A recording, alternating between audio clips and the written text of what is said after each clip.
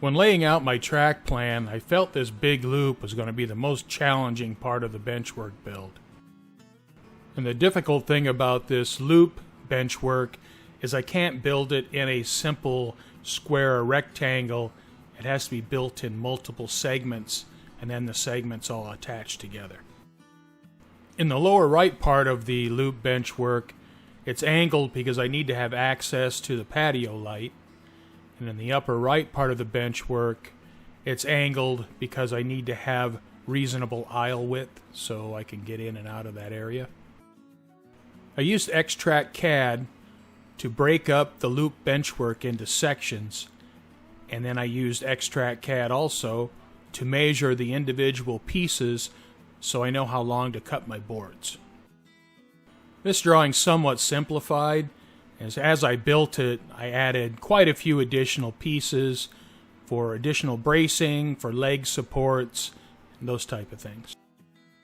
The outside diameter of the loop benchwork in its narrowest spot is 69 inches, and the inside diameter of the benchwork is 46 inches. And of course, just like everything, it starts with a single piece or a single step. And this piece is the point where the benchwork loop will start to merge back into the rest of the layout.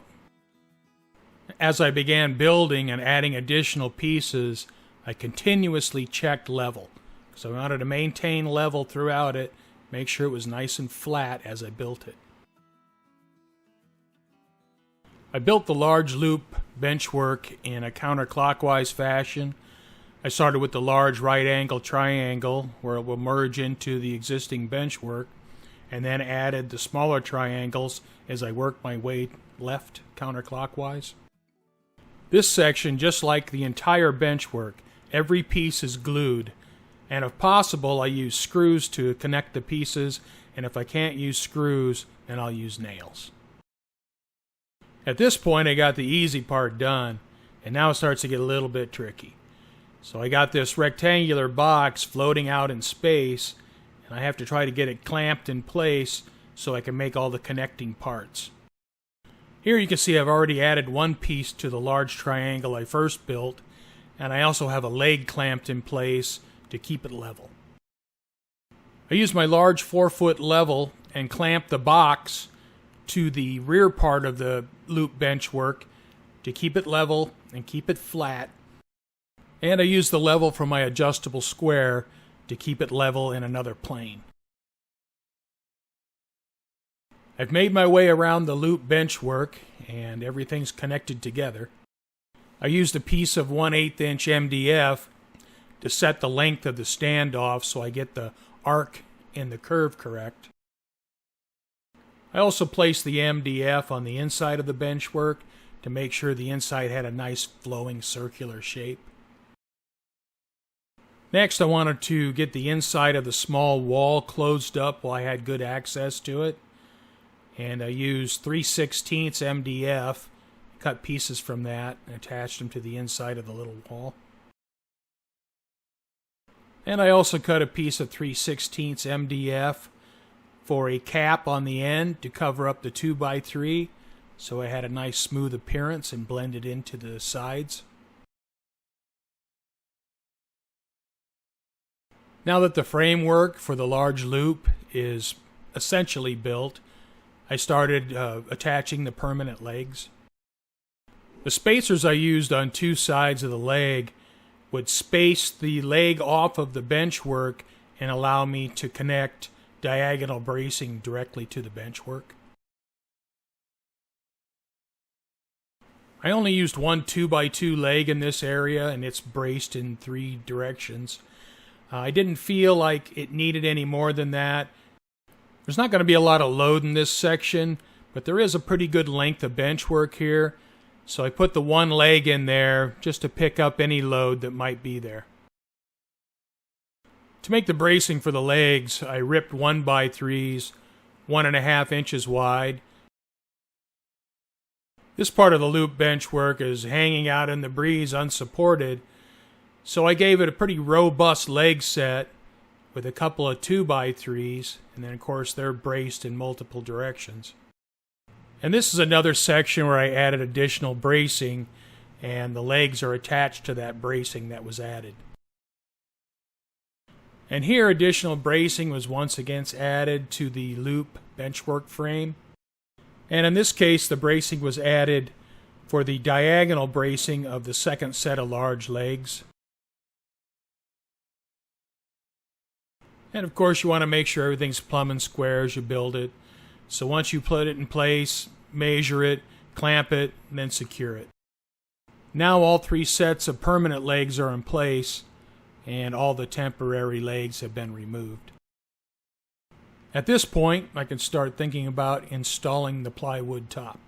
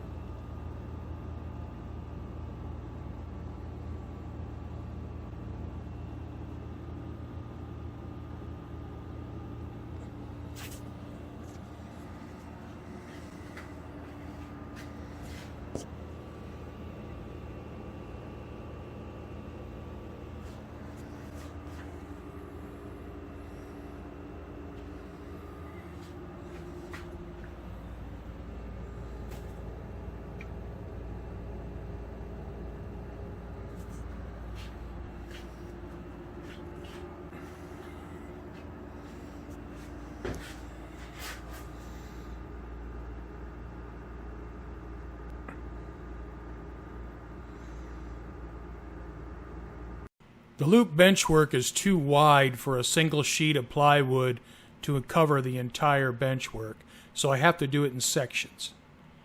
And I went on the inside, clamped the 1/8 inch MDF in place, put a section of plywood over the top of it, and then traced the pattern onto the plywood. Once the plywood pieces were cut to fit, they were glued and nailed in place. Whenever possible, I used the largest piece of plywood I could. This piece was cut to the angle of the small wall and then notched around the vertical 2x3 at the end of the wall. Because this section is joined together with so many separate pieces, I put a lot of screws in this section as well as nails. And of course it's all glued. And the last piece of plywood to add to the benchwork for the large loop is the place that I started.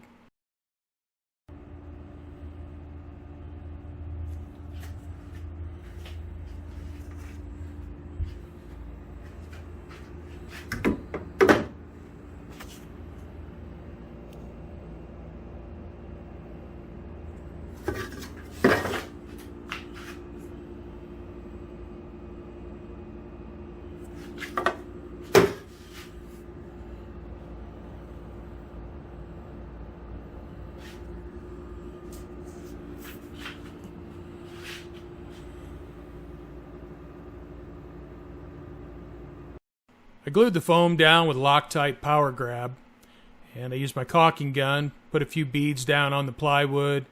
I spread the power grab out with a putty knife, and then just pressed the foam into place. All of the foam pieces were cut to shape before I glued them down.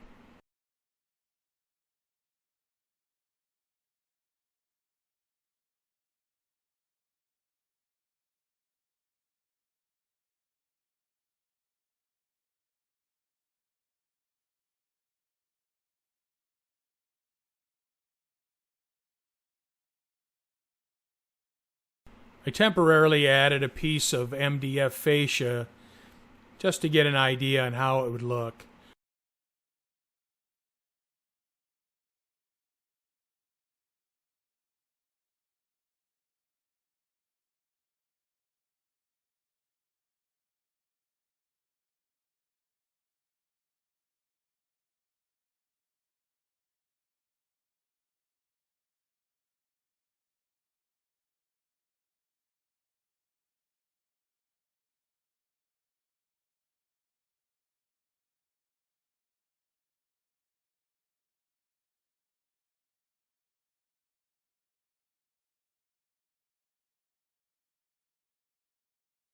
I have to say I'm pleased with the appearance. I think it's going to look pretty nice once it's finished and painted.